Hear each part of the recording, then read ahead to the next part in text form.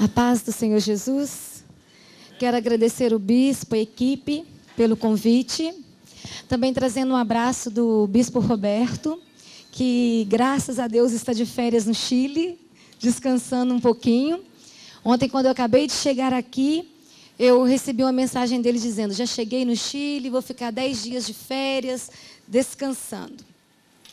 Queridos e queridas, se eu tivesse apenas 2 minutos para falar a vocês, eu falaria o seguinte: ame o Senhor, sejam fiéis e trabalhem. O resto, o Senhor vai fazer de forma especial na sua vida. Falando um pouquinho de mim, eu sou casada há 25 anos, tenho um filho de 20 anos. A Central de Muriaé é a segunda igreja que eu estou pastoreando, um desafio muito grande.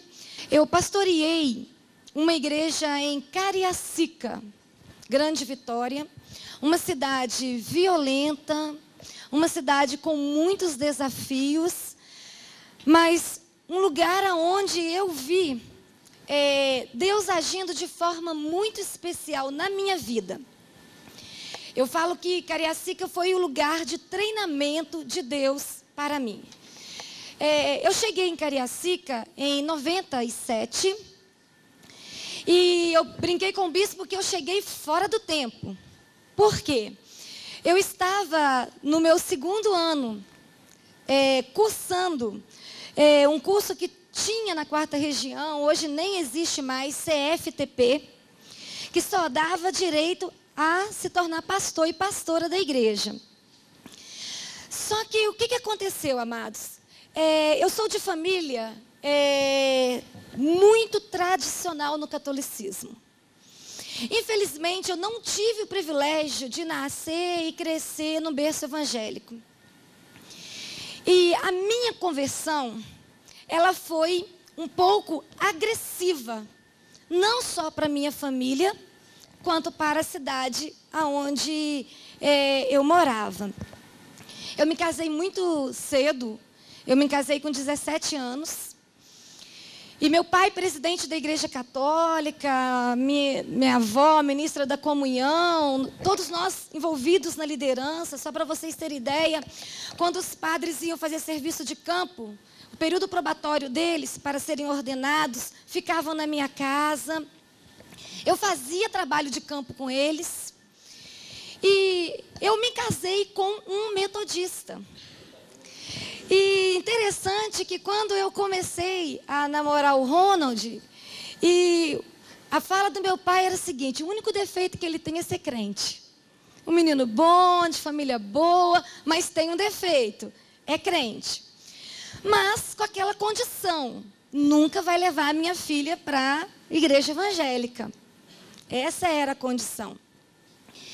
E quando fomos fazer o curso de noivos, que é muito comum todos os casais fazerem, passamos por um constrangimento. Passamos não, o Ronald passou, por um constrangimento, que foi o padre Paulo da paróquia de Carangola, que hoje também é bispo, tem o mesmo nome do Paulo Locke, mas não é Paulo, também bispo Paulo. Tá.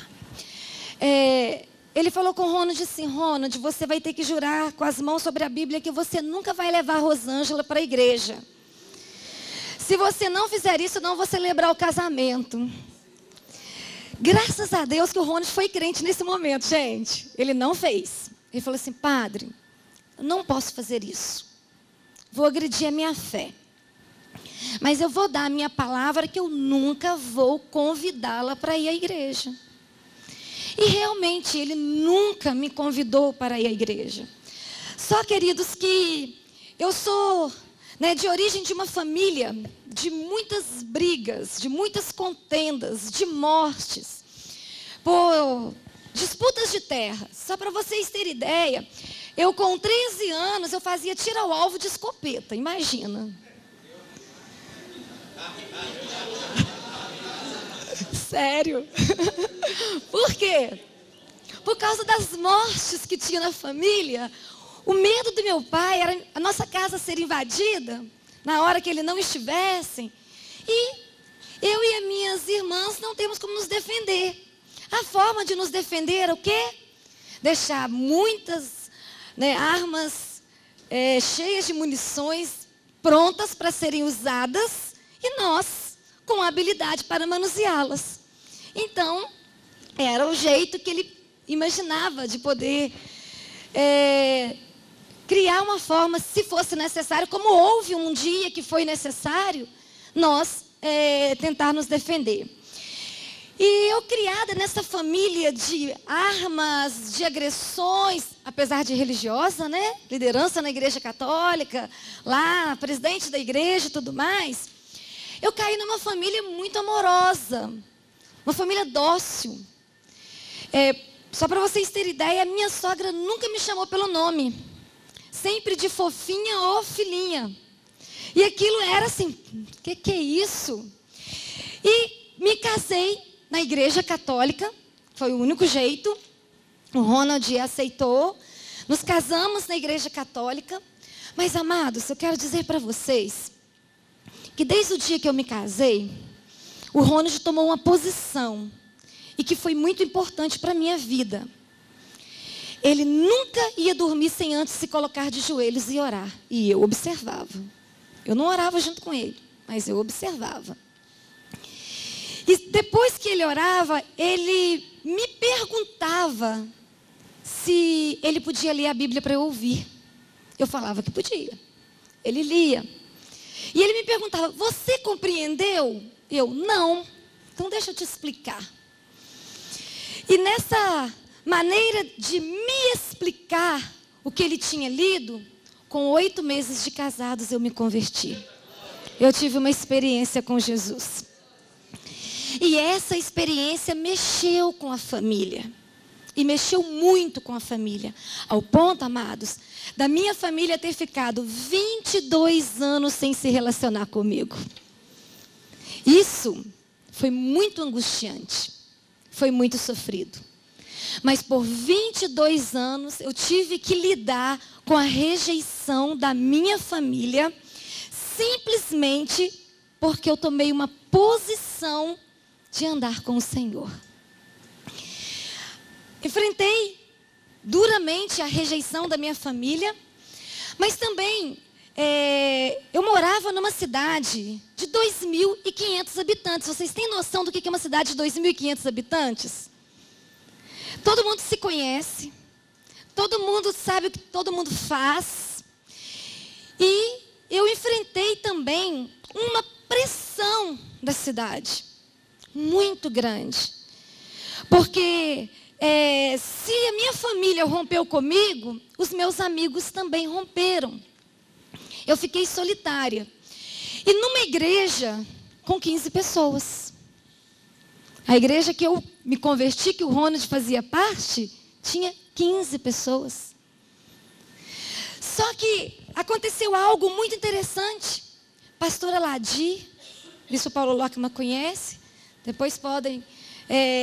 essa semana ele estava falando comigo, ele me chama de Zanja. E ele estava assim, Zanja, quando eu lembro do que você sofreu, eu não suporto até hoje. O pastor Aladi, que foi o meu pastor, ele não queria ficar com a igreja que eu tinha me convertido. Ele era pastor ISD lá. Porque a igreja que eu tinha me convertido, apesar de pequena, era uma igreja de 2 famílias bem problemáticas, bem complicadas. E ele tinha decidido não ficar naquela igreja. Só que ele diz, isso é palavra dele. Aí vocês perguntem para ele. Ele diz que no dia que ele estava conversando com o bispo Adriel para entregar a igreja, Deus falou com ele. E isso é marcante para mim. Porque Deus falou com ele assim, não, você não vai entregar essa igreja. Vai converter uma pessoa. Eu vou levantar uma pessoa. E você vai precisar estar do lado dessa pessoa, porque essa pessoa vai sofrer muito. Então você vai precisar estar do lado dela. Passou um tempo, meses, não sei quanto tempo. A minha cunhada chega comigo no templo de manhã dizendo, pastor, essa é a minha cunhada que converteu essa semana. E aí o Senhor falou com ele: é ela, fica do lado dela. E aí, amados, ali nesse lugar, a rejeição da cidade foi tão forte, eu não podia sair sozinha para ir ao templo, senão eu era agredida fisicamente no meio da rua. Eu não podia ir ao banco, eu não podia ir ao supermercado. Não é um supermercado, mas o mercado da cidade. Um dia eu entrando no mercado da cidade que minha família comprava há anos, o dono do mercado falou assim: não quero você aqui. Você sai daqui, vai embora. Então nós sofremos uma resistência muito grande.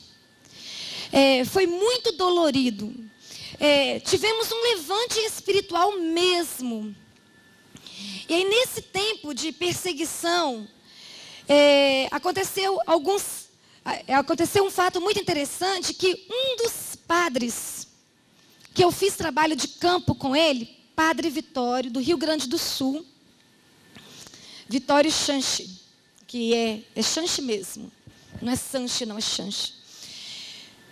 Ele foi mandado para a paróquia de Espera Feliz. E nisso eu já estava trabalhando na liderança da igreja em Caiana. A igreja estava crescendo. Nós estávamos passando por um movimento de avivamento maravilhoso. Pessoas estavam sendo resgatadas, pessoas estavam sendo salvas. E eu, que tinha acabado de me converter na liderança da igreja. Passando por essas pressões, o Vitório foi assumir a paróquia de Espera Feliz com a seguinte ordem: olha, tem uma menina lá em Caiana fazendo um barulho. E você vai dar um jeito nela. E a primeira casa, no dia da missa de posse do Vitório, que ele foi fazer a missa de posse dele em Caiana, porque ele também respondia por Caiana, ele e um outro padre chamado Wilson visitaram a minha casa. E quando eles chegaram para visitar a minha casa, eu estava no quarto orando com uma pessoa, meu esposo o atendeu, ele falando que queria falar comigo. Meu esposo bateu na porta do quarto e disse: não demora, que tem gente querendo falar com você, e eu não conheço essas pessoas.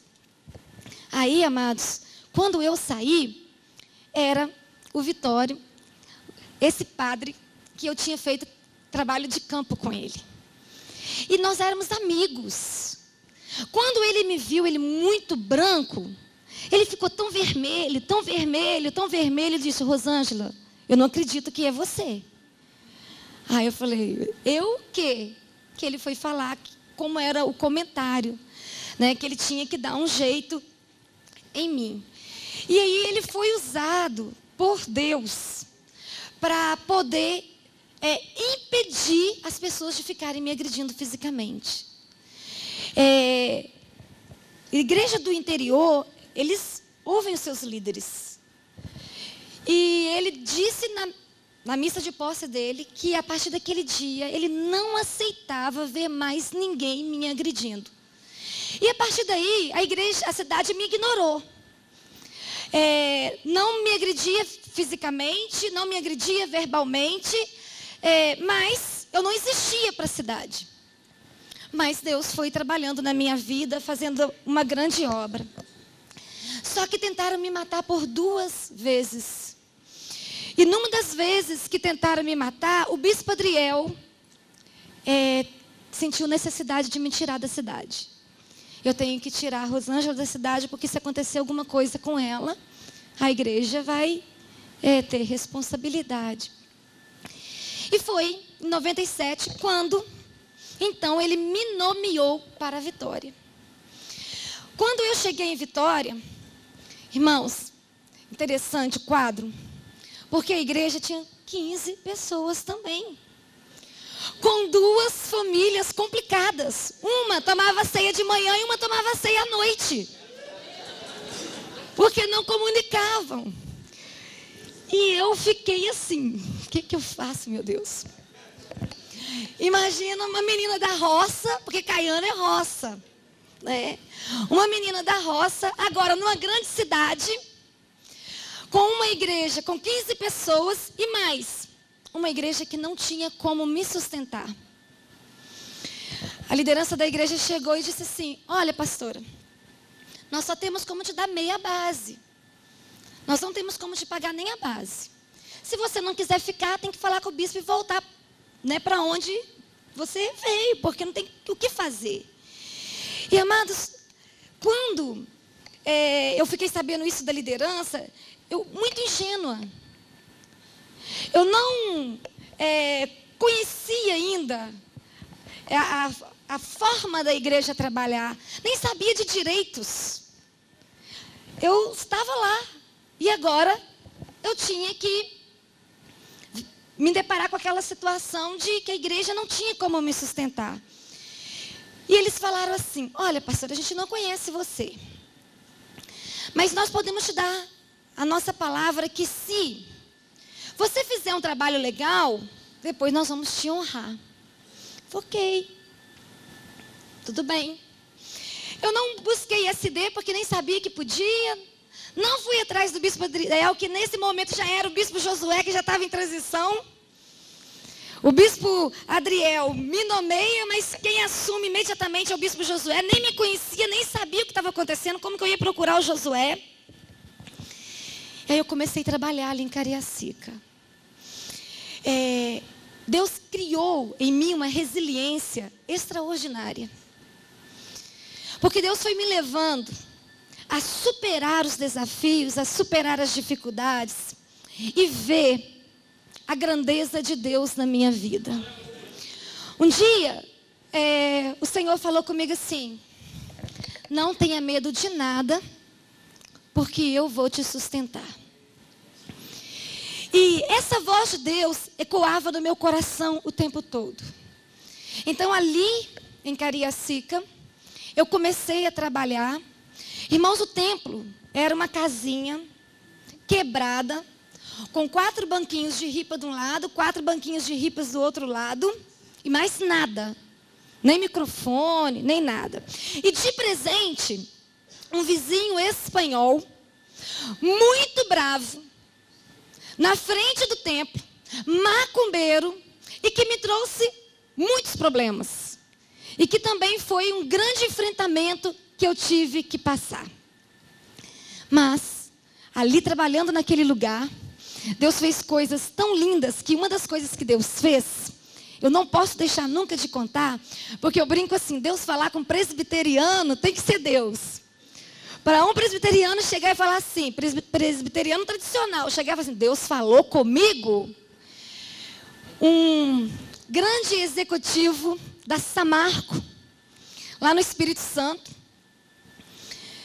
me procurou e disse assim: pastora, Deus falou comigo. Eu não conhecia esse irmão. O que Deus falou com você? Deus me falou que todo extra do meu salário, porque eles, não sei como é que é o programa da Samarco lá de remuneração, eles tinham extras no salário deles. Ele falou assim: todo extra que eu tiver no meu salário, Deus me mandou passar para você, para te sustentar no ministério. Irmãos, vou dizer para vocês. Teve um dia que a esposa dele chegou com um pacote de pão lotadão de dinheiro assim na minha casa.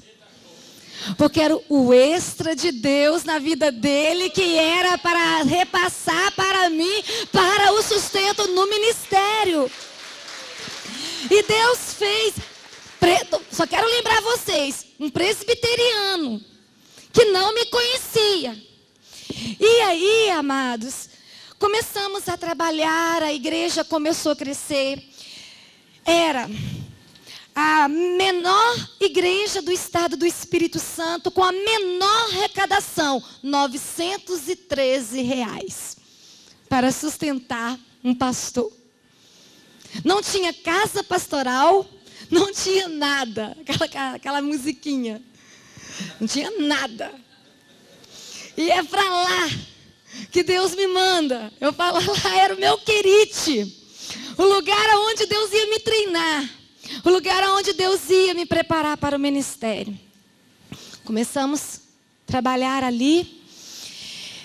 Só para dizer para vocês, esse espanhol que morava em frente ao templo, ele trouxe muito prejuízo para nós.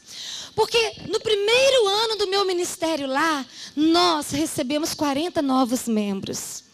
No segundo ano, 100 e poucos novos membros.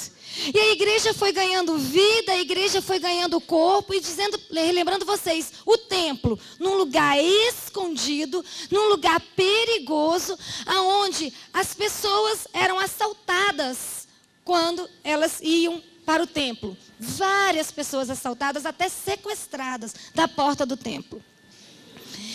Mas estávamos lá, era o lugar que Deus deu para nós, amados. Esse espanhol, ele invadiu a igreja de facão para nos matar. Ele mandou a mãe de santo dele fazer o despacho na escadaria do templo na hora que o culto estava acontecendo. Ele arranhava todos os carros que paravam. Ele ameaçava todo mundo. E um dia ele gritou bem alto que a única forma de me parar era um tiro na minha cabeça.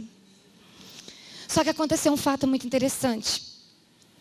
A nora dele é delegada federal lá na cidade. E o filho dele tinha umas manifestações demoníacas terríveis. Que quando acontecia, eram 5, 6 policiais para segurar que ela convocava. E teve um dia que tinham vários policiais na casa dele tentando segurar o rapaz e não conseguia segurar. E aí aquele homem atravessa a rua chorando, vai até o templo e me pede perdão. Ele diz assim: pastora, você não tem noção do que eu já fiz para te destruir. E não consegui, então você é de Deus. E eu estou aqui para te pedir perdão. Quero te pedir perdão. Você mexe com essas coisas?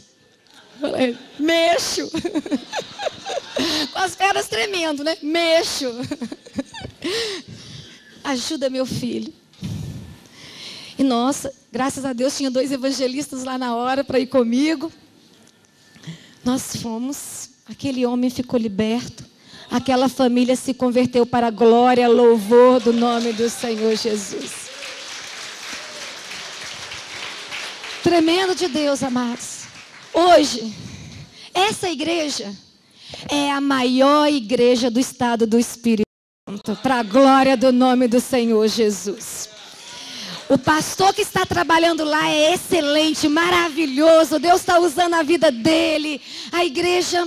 E quando saímos de lá, amados, uns 14 anos que ficamos lá, deixamos um templo construído muito bacana, com 4 andares. Deixamos um terreno no valor de 2 milhões de reais comprado para construir um novo templo. E a igreja está lá rompendo para a glória do nome do Senhor. Nesse tempo, Deus fala com o bispo Roberto. E Deus falando com o bispo Roberto foi uma crise para mim. Nós estávamos no concílio. 3 horas da manhã, vê se isso é hora de Deus falar com o bispo. Bispo, pelo amor de Deus, faz isso. 3 horas da manhã. Bispo Roberto manda me chamar. Sábado à noite. A nomeação iria acontecer domingo de manhã, 9 horas da manhã. Sábado, 3 horas da manhã, o bispo manda me chamar. E quando o bispo manda me chamar, eu já vou chorando. Ah, não, o bispo vai mexer comigo, não.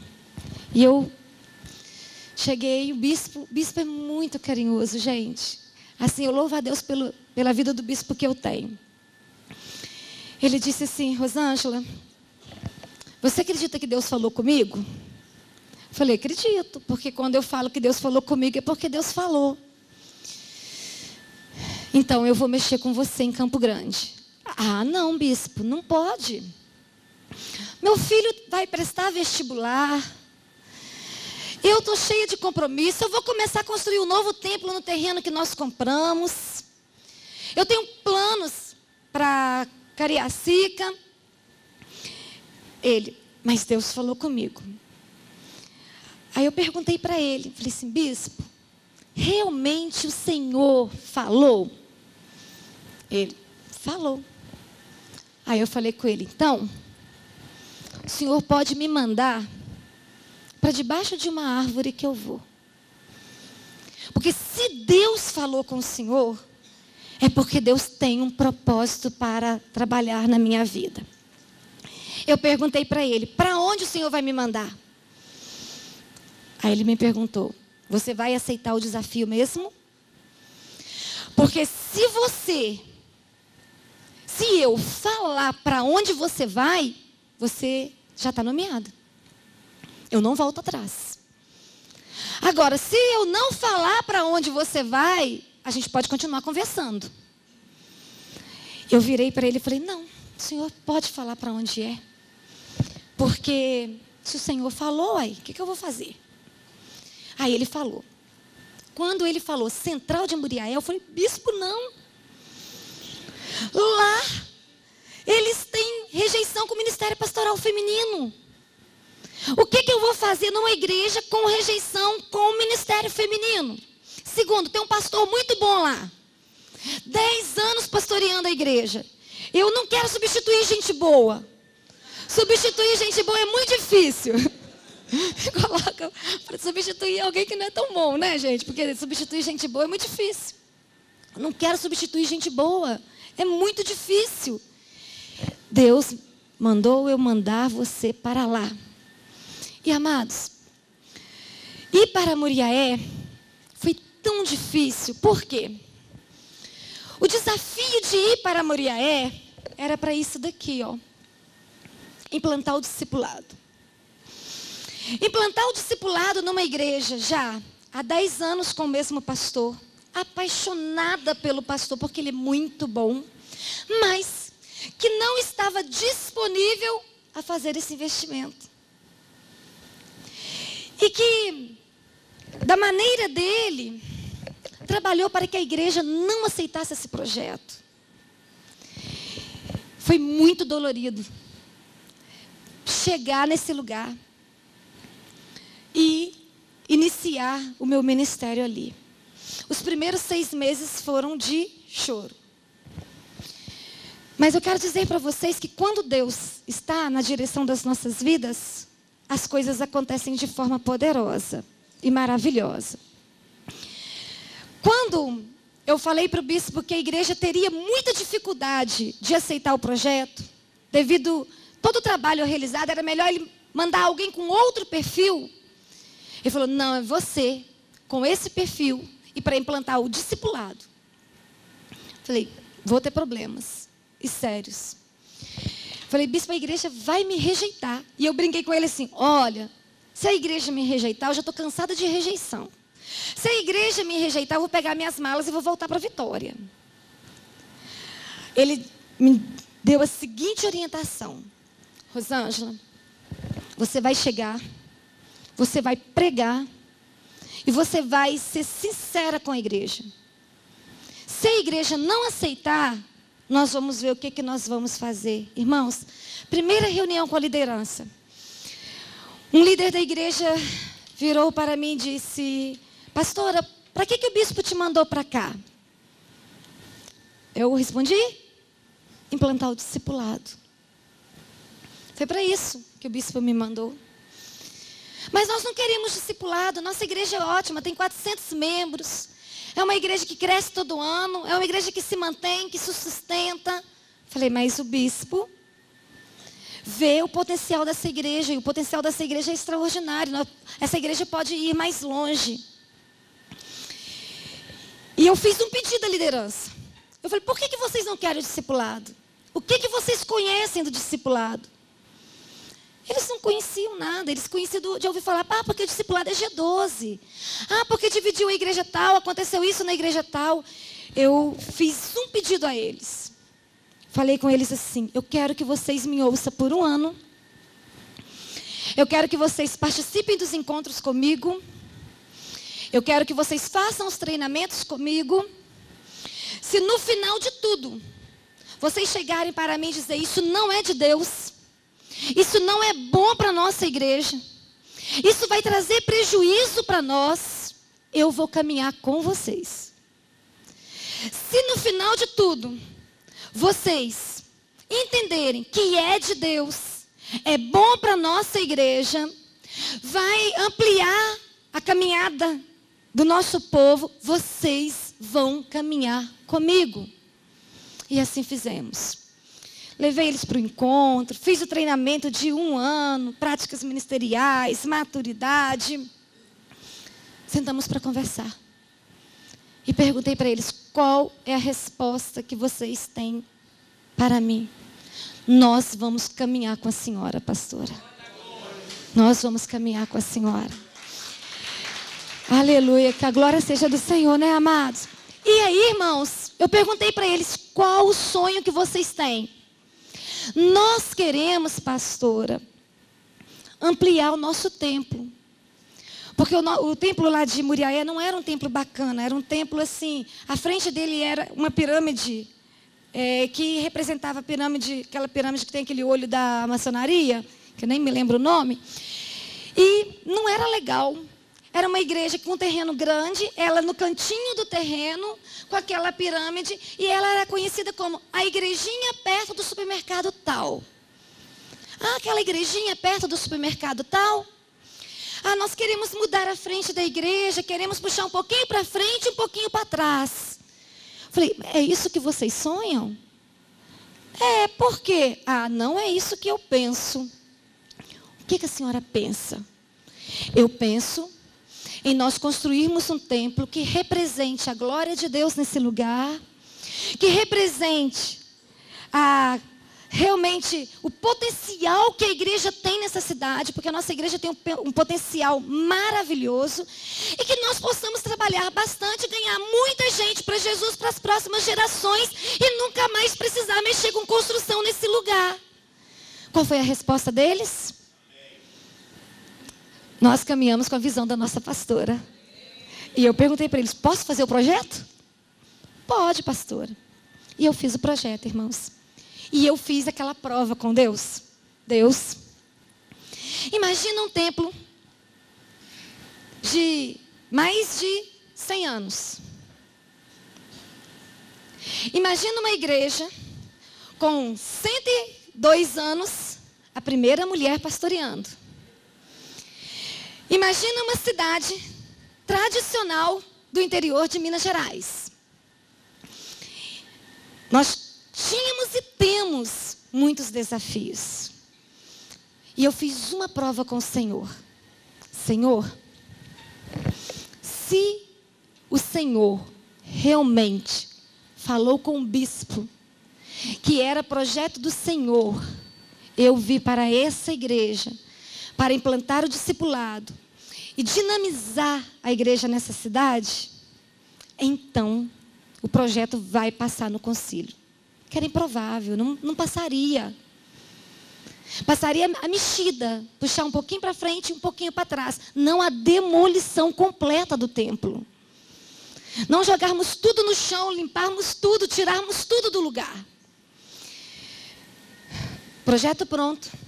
Marquei o concílio e apresentei o projeto para a igreja. Quando lançamos o projeto, todo mundo, mas fizeram isso exatamente.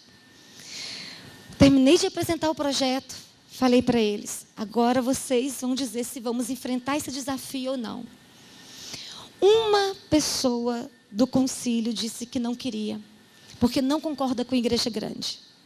Não com a construção, mas com o projeto de igreja grande, que não concorda com o projeto, gosta de igreja pequena.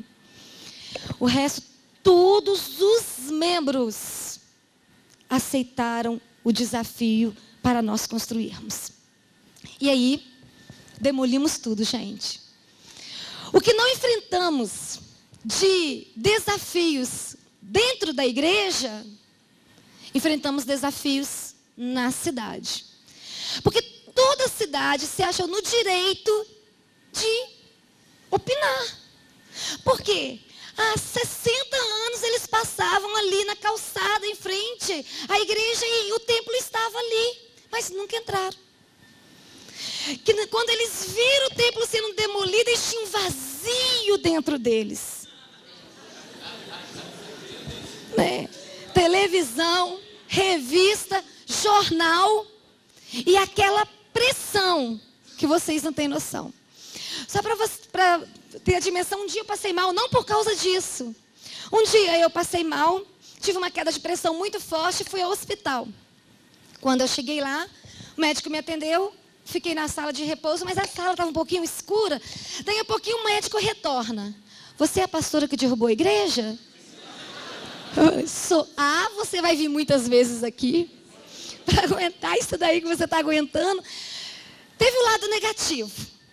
Uma pressão terrível. Fui odiada por muitos. Chamada de louca por muitos. Mas teve um lado positivo. Não tem um lugar que eu chego na cidade que eles não saibam quem eu sou. Isso foi muito positivo. Porque a nossa igreja, da participação do culto, é lógico que tem as células, tem os discipulados, tem o trabalho dinâmico da igreja, tudo que Deus está fazendo, porque hoje já implantamos as células, já estamos com 80 células funcionando, um discipulado sério. Hoje, nós temos mais de 1000 pessoas se reunindo todos os domingos para cultuar o Senhor, numa quadra improvisada. Num lugar, não é um lugar confortável, agradável, não. Numa quadra improvisada, porque estamos em construção. Eu não tenho como mostrar... 3 anos que eu estou lá pastoreando. Não tem como mostrar o projeto por dentro, mas eu vou pedir o pastor para mostrar para vocês a obra que nós já estamos construindo. 10.715 metros quadrados de obras. O templo, ele tem 3 templos. Ele tem um templo de 500 lugares, ele tem um templo de 400 lugares e ele tem um templo para 5.000 lugares. Essa parte da frente é a altura de 9 andares. São 5 lajes, nós já estamos na 3ª laje batida. Então, essa é a parte da frente. Pode ir passando, amados. Vamos ter um prédio de 13 andares, que vai ser o prédio educacional no fundo da construção. E Deus está trabalhando de forma maravilhosa nas nossas vidas. Nós estamos no coração da cidade. Nós injetamos 20 milhões de reais de oferta nesse terreno. Porque nós estamos no coração da cidade. Toda pessoa que vai passar pelo centro de Muriaé tem que se deparar com a igreja metodista bem no centro, lá, grandona que vai ficar, né? Porque agora só está na estrutura, como eu falei para vocês, essa semana está batendo a 3ª laje. E, amados, eu quero dizer para vocês que o que Deus tem feito, só para vocês terem ideia, nós tivemos uma experiência há uns 40 dias atrás, falando sobre a nossa obra no templo à noite, no culto à noite, aquilo que o pastor Carlito falou ontem, falando do sonho, falando dos desafios. Um empresário da cidade, que não é metodista, nem é evangélico, ele estava no culto, ele ouviu nós falando do desafio, no outro dia de manhã ele ligou. Virou para a minha secretária e disse: eu não vou me identificar só para a pastora, quero que você passe esse telefone para ela, porque eu só vou me identificar para ela, para mais ninguém, porque eu não quero que ninguém saiba, eu preciso da conta da igreja. E ele fez um depósito de 60 mil reais na conta da igreja. Deus levantando pessoas para investir no nosso projeto, para investir no nosso sonho, porque o nosso Deus é bom. Por isso, só precisamos amar o Senhor, sermos fiéis e trabalharmos. Se nós amarmos o Senhor, se nós formos fiéis ao Senhor, e se nós trabalharmos para o Senhor, o tempo é de Deus, a dinâmica é de Deus, o milagre vem de Deus, e Ele vai estabelecer o seu milagre sobre nossas vidas. Eu senti no meu coração a vontade de compartilhar isso com vocês, porque vocês conhecem muito bem a realidade da igreja metodista. E a realidade da igreja metodista, algumas pessoas dizem assim: ela está querendo se promover, ela está querendo ficar famosa, Por isso ela quer fazer o maior templo da 4ª região. Isso não vai ser o maior, porque a Central de Juiz de Fora vai lançar um maior ainda para a glória do nome do Senhor. Se Deus quiser, daqui a uns tempos nós vamos ter notícias. Porque o terreno é melhor, a oportunidade é melhor do que a nossa. Agora eu quero dizer para vocês uma coisa, irmãos. Quando eu olho para a palavra do Senhor, quando eu olho para a igreja primitiva, eu vejo que de tempos em tempos, Deus fazia coisas extraordinárias no meio do povo para mostrar a grandeza dele, a presença dele com a igreja. E eu sempre fico me perguntando, o que Deus está fazendo de extraordinário na nossa vida? Hoje eu tenho uma dívida com Muriaé. Eu não posso sair de Muriaé. Eu brinco com o bispo Roberto. Bispo, eu não posso sair de Muriaé. Porque eu tenho que deixar isso aqui pronto. Ai, é verdade, bispo.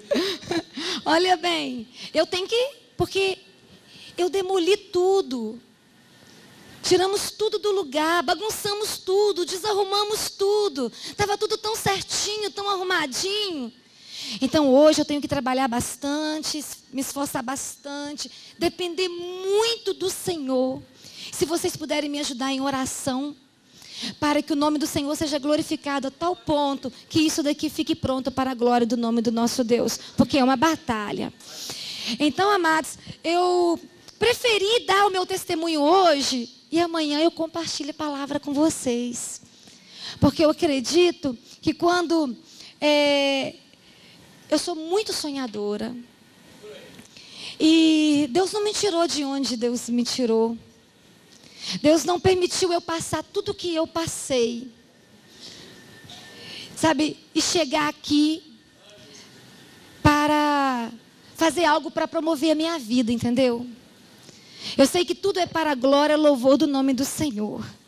Então eu quero ter sempre essa clareza no meu coração.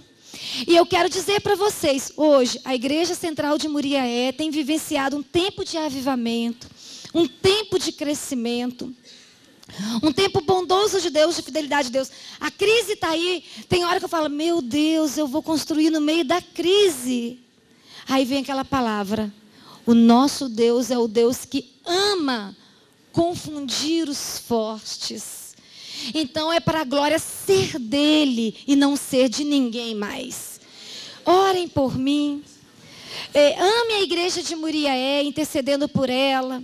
Mas sonhem também. Não há lugar árido o suficiente para que você não possa florescer. Não há resposta que Deus não possa te dar. Não há milagre que Deus não possa fazer na sua vida. E eu vou dizer para você, Deus não faz acepção de pessoas, mas Deus faz acepção de postura. Então, dependendo da minha postura, Deus sabe que eu vou ser parceira dele nos seus projetos. Dependendo da minha postura, Deus sabe que não vai poder contar comigo em parceria para que coisas extraordinárias venham à luz. Se torne parceiro de Deus, se torna parceira de Deus. Não importa se você vai enfrentar rejeição, se você vai enfrentar crítica, se você vai enfrentar dificuldade, porque não é fácil. Não é fácil. Se eu disser para vocês, olha, tudo acontece de forma maravilhosa, não perdi nenhuma noite de sono até aqui, não é verdade. Eu já perdi mais de meia dúzia de noites de sono. Mas quando isso acontece, eu percebo quanto eu preciso crescer em dependência, em confiança no Senhor. E eu decido no meu coração, então, a romper com a minha limitação e crescer em dependência e confiança no Deus vivo que eu amo. Que Deus abençoe vocês nessa tarde e que Deus desafie o coração de vocês nessa tarde. Amém?